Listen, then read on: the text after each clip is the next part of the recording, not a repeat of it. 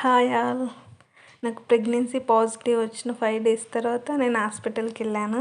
హాస్పిటల్కి వెళ్తే అక్కడ డాక్టరు యూరిన్ ప్రెగ్నెన్సీ టెస్ట్ చేసి అసలు అక్కడ నాకు పాజిటివ్ చూపించలే, నెగిటివ్ చూపించింది. అసలు లైట్ లైన్ కూడా రాలే. అప్పుడు డాక్టర్ అనింది, ఇది ప్రెగ్నెన్సీ కాదమ్మా, నీకు ఏదో హెల్త్ ప్రాబ్లం వల్ల పీరియడ్ మిస్ అయినట్టుంది, నీకు పీరియడ్ వచ్చేలా మెడిసిన్స్ ఇస్తా అన్నది. నాకింటి ఏంటి మేము ఇంటి దగ్గర చేసుకుంటూ వచ్చింది ఇక్కడ రావట్లేదు అని నేను అనుకుంటూనే ఉన్నాను. నాకు డౌట్గానే ఉంది. ఎందుకులే ఇంకా ఏ రకంగా అయినా తెలుసుకోవచ్చా అంటే బ్లడ్ టెస్ట్ ద్వారా తెలుసుకోవచ్చు అన్నది.